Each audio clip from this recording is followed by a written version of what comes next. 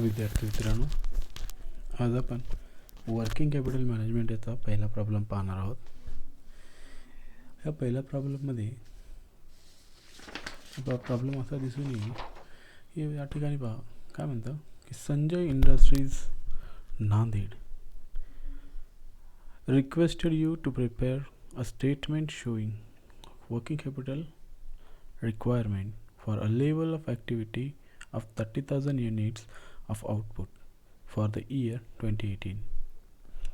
या ठिकाणी नांदेड येथील संजय इंडस्ट्रीजने आपल्याला हे प्रिपरेशन करण्यासाठी सांगितलं. असं सांगितलं त्याचं आउटपुट आहे 30,000 युनिट्स प्रतिवर्ष. ओके, सदरील वर्ष दिलेलं आहे 2018.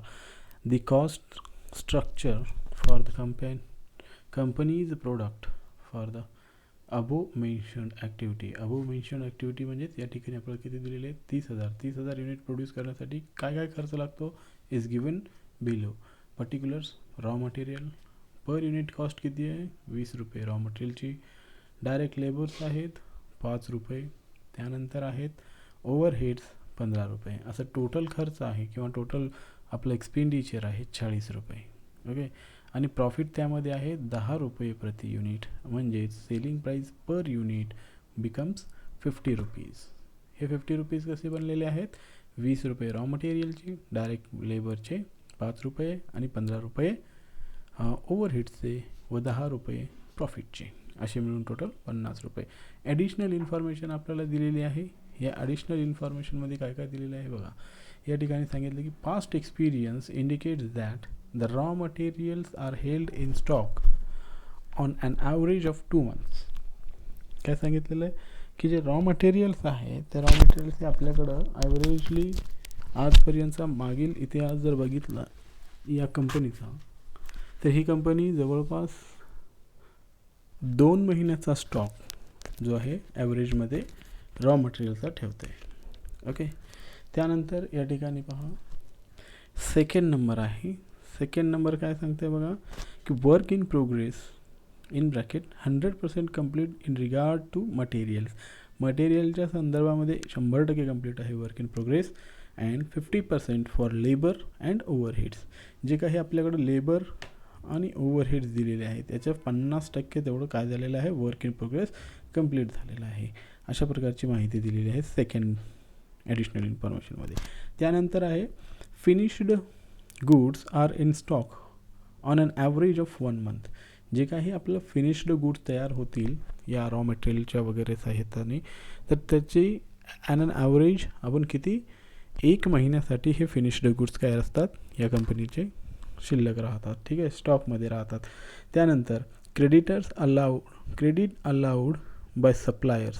जी काही आपले सप्लायर्स आहेत, म्हणजे या ठिकाणी याला आपण काय म्हणू शकतो की क्रेडिटर्स म्हणतो आहे. Credit allowed by suppliers, right. Suppliers म्हणजे कोण झाले आपले creditors. Okay, credit allowed by supplier is 1 month. किती महिन्यासाठी आहे 1 महिन्यासाठी आहे. नेक्स्ट म्हणजे क्रेडिटर्सचं जे काही आपलं टोटल असेल ते किती महिन्यासाठी असेल 1 मंथसाठी असेल. Credit allowed to debtors. Okay, credit allowed to debtors. या ठिकाणी डेटर्स डायरेक्टली शब्द आला त्यामुळे आपण शब्द डबल घेणार नाही. डेटर्स किती महिन्यासाठी आहेत 2 महिन्यासाठी आहेत. त्यानंतर लास्ट आहे ॲडजस्टमेंट. ती काय आहे a minimum cash balance of ₹25,000 is expected to be maintained. म्हणजे शेवटी जी आहे ना आपल्याला कॅश इन हँड हे कमीत कमी 25,000 रुपये असायला हवं असं अपेक्षित आहे. Prepare statement of working capital requirement.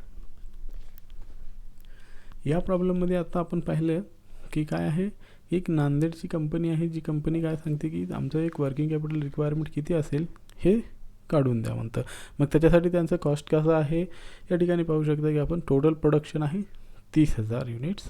Okay, वार्षिक उत्पन्न आहे. आणि जे काही इन्फॉर्मेशन दिलेली आहे ती कशी दिलेली आहे पर युनिटची दिलेली आहे. आणि खाली जे काही आपल्याला ॲडिशनल इन्फॉर्मेशन दिलेली आहेत त्या सर्व ॲडिशनल इन्फॉर्मेशन्स ह्या मंथमध्ये दिलेल्या आहेत. प्रोडक्शन ॲन्युअल दिलं आणि जे काही आपलं बाकी ॲडिशनल इन्फॉर्मेशन आहे ती मंथमध्ये दिली. म्हणून आपल्याला ह्या पूर्ण प्रोडक्शनला मंथमध्ये कन्वर्जन करावं लागतं. मंथ म्हणजे कन्वर्जन कसं करावं लागतं, तर डिवायडेड बाय 12 करायचं. Very simple. वर्किंग नोट या ठिकाणी पाहू शकता आपण काय केलेलं आहे बघा. Output per as per given output किती दिलेलं आहे annually per annum 30,000 units per annum, right. मग output per month 30,000 units by how many 12 months, right? It becomes 2,500 units. How many units? 2,500 units per month. Okay, units per month किती आलेले आहेत 2,500. ठीक आहे, 2,500 per unit आले. त्यानंतर बघा की काय होतं की रॉ मटेरियलचा खर्च किती, लेबरचा खर्च किती पर मंथ आणि ओव्हरहेडचा खर्च किती. ओके, रॉ मटेरियल या ठिकाणी दिलेलं आहे बघा आपल्याला 20 रुपये. ॲज गिवन इन प्रॉब्लेम काय आहे 20 रुपये रॉ मटेरियल दिलेलं आहे. या ठिकाणी रॉ मटेरियल बघा 2,500 जे की आपल्याला पर मंथ आलेलं आहे. 2,500 रुपये गुणिले 20 बरोबर 50,000 रुपये. त्याचं काय असेल रॉ मटेरियलसाठी लागणारा खर्च आहे.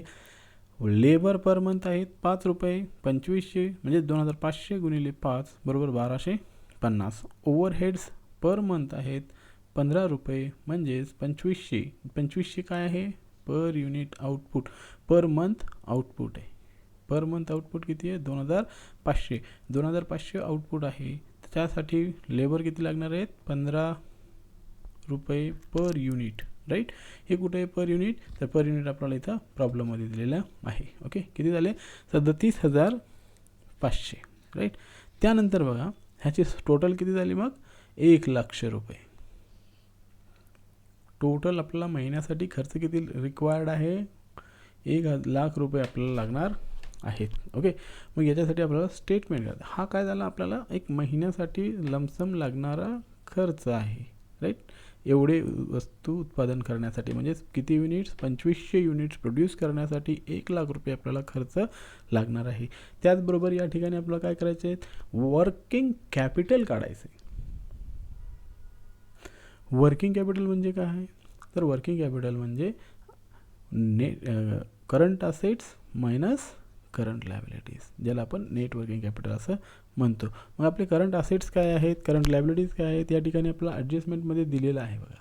जे काही आपल्याकडे दिलं ना एक्सपिरियन्स मागील एक्सपिरियन्सनुसार त्यांचं काय राहतं स्टॉक किती शिल्लक राहतं 2 महिन्यासाठी राहतं रॉ मटेरियलचा. त्यानंतर वर्क इन प्रोग्रेस किती आहे, फिनिश्ड गुड स्टॉक किती राहतं, क्रेडिटर अलाउड किती आहे, डेटर्सला टाईम किती अलाउड आहे, या सर्व गोष्टींचा आपण या ठिकाणी स्टेटमेंटमध्ये विचार करणार आहोत. हां, काय काढायचं आहे in the books of Sanjay industries Nanded statement of working capital requirement, right. काय आहे फॉर द इयर 2018. चलो पुढं पाहूया आपण. तर काय आहे या ठिकाणी आपल्याला पाहायचं आहे आपण कॅल्क्युलेट केलेलं आहे करंट असेट्स. करंट असेट्स किती आहेत स्टॉक ऑफ रॉ मटेरियल 2 मंथसाठी हे 50,000 गुणिले 2. 50,000 हे कुठून आले तर या ठिकाणी आपण कॅल्क्युलेट केलेलं आहे, राईट. किती महिन्यासाठी रॉ मटेरियलचा स्टॉक शिल्लक राहणार आहे हे आपल्याला इथं दिलेलं आहे. Experience the raw material. Okay, काय दिलेलं आहे adjustment number 1 past experience indicates that the raw material are held in stock on an average for 2 month. 2 महिन्यासाठी ते स्टॉक असतं म्हणून कंसामध्ये 2 मंथ 50,000 कुठून आले तर 2,500 गुणिले 20. या 50,000 गुणिले किती महिन्यासाठी 2 महिन्यासाठी अमाऊंट झाली 1,00,000 रुपये. नेक्स्ट पुढं जर बघितलं work in progress. Work in progress काय सांगितलं आहे बघा या ठिकाणी ॲडजस्टमेंटमध्ये 2 नंबरच्या की वर्क इन प्रोग्रेस हे कसं आहे 100% completed regarding material and 50% labour and overheads will be half of the month. Half a month production. जे काही प्रोडक्शन आपलं होणार आहे त्याच्या निम्म करायचं आहे. म्हणजे रॉ मटेरियल आपल्याला महिन्यातला किती लागणार आहेत या ठिकाणी किती दिसत आहेत आपल्याला रॉ मटेरियल 50,000, राईट. पूर्ण महिन्यासाठी. अर्ध्या महिन्यासाठी काय राहतील 25,000. मग 25,000च्या हिशोबानं या ठिकाणी काय आहे वर्क इन प्रोग्रेस काढायचं आहे रॉ मटेरियलचं. मग त्यानंतर लेबर किती आहेत 12,500 एका महिन्यासाठी प्रोडक्शनसाठी लागणार आहेत. तर आपल्याला किती करायचे आहेत त्याचे निम्मे करायचे आहेत म्हणजेच 6,225. मग त्याच्यावर पुन्हा अजून काय काढायचं आहे निम्मे काढायचे आहेत कारण लेबर आणि ओव्हरहेड्स हे काय सांगितले 50%, म्हणजेच ह्या सर्व दोन्हीचेही 50% येतील. ओके, मग आता कॅल्क्युलेशन कसं करायचं, तर या ठिकाणी बघा, रॉ मटेरियल 50,000, हाफ मंथ 1/2 आले किती 25,000, ऑर्डर कॉलमला 25,000 घेतली. लेबर 2,500 आहे, 12,500 आहेत, या ठिकाणी 12,500 आहेत. 12,500च्या किती करायचे आहेत आपल्याला, हाफ मंथची काढायची आहेत, किती आले 6,250, राईट. 6,250 आल्याच्या नंतर त्याच्यावर किती सांगितलं आहे या ठिकाणी बघा ॲडजस्टमेंटमध्ये, की 50% काढायचे आहेत, म्हणजेच गुणिले 50 भागिले 100 बरोबर आले 3,125. सेम आपल्याला कोणासाठी काढायचं आहे या ठिकाणी, ओव्हरहेडसाठी काढायचे आहेत, राईट. ओव्हरहेडसाठी कसे काढायचे आहेत हे बघा, ओव्हरहेडसाठी सुद्धा सेम गोष्ट आहे. प्रोसेस काय आहे की 37,500चे हाफ मंथ 18,750 गुणिले त्याचे किती टक्के 50%, म्हणजेच गुणिले 50 भागिले 100 बरोबर आले 9,375. असं वर्क इन प्रोग्रेस आहे 37,500. ओके, लास्टला stock of finished goods. Okay, stock of finished goods किती सांगितलं हो, finished goods are in stock on an average 1 month. किती मंथसाठी काढलेलं हो, 1 मंथ, म्हणजे गुड्सचे किती आले 1 महिना, राईट. Next debtors. डेटर्ससाठी किती दिलं हो, या ठिकाणी डेटर्ससाठी तुम्ही बघू शकता की 2 मंथ दिलेले आहेत. हे पहा की ॲडजस्टमेंट नंबर 5मध्ये दिलेलं आहे की credit allowed to debtors 2 month. मग डेटर्सचे किती आहेत 1,00,000 गुणिले 2 लाख झाले. कॅश बॅलन्स रिक्वायर्ड किती आहे, ॲडजस्टमेंट नंबर 6वी बघा, a minimum cash balance of ₹25,000 is expected to be maintain, right. म्हणून करंट असेट्समध्ये शेवटची गोष्ट असेल 25,000 रुपये कॅश बॅलन्स. ओके, मग ह्या 25,000 रुपये कॅश बॅलन्सच्या ठिकाणी आपल्याला काय करावं लागेल, तर आपण या ठिकाणी 25,000 घेतल्याच्या नंतर खाली शिल्लक राहतं ते total 4,62,500 less current liabilities. Current assets minus current liabilities बरोबर वर्किंग कॅपिटल, राईट. मग बघा क्रेडिटर्स 1 मंथ कुठं दिलेलं आहे, adjustment number 4. Credit allowed by supplier, या ठिकाणी आपण लिहिलेलं आहे क्रेडिटर्स. क्रेडिटरसाठी किती महिने 1 महिना. मग रॉ मटेरियलच लोकांकडनं क्रेडिटरकडनं घेतला असेल, क्रेडिटरकडनं आपण काय घेतो, तर रॉ मटेरियल घेतो. हे रॉ मटेरियल आलं किती 50,000 गुणिले 1 किती आहेत 50,000. म्हणजेच दुसरी कुठलीही लॅबिलिटी, करंट लॅबिलिटी या ठिकाणी कुठल्याही ॲडजस्टमेंटमध्ये नाही आहे.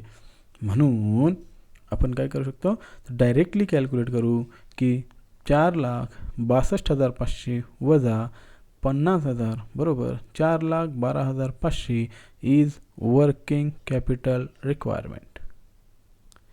काय लक्षात आलं, तर या प्रकारे आपण या ठिकाणी वर्किंग कॅपिटल रिक्वायरमेंट काढू शकतो. ओके, काही प्रॉब्लेम असेल तर बिलकुल कमेंटमध्ये तुम्ही सांगू शकता, आपण त्याचं सोल्युशन करून घेऊ. Okay, thank you.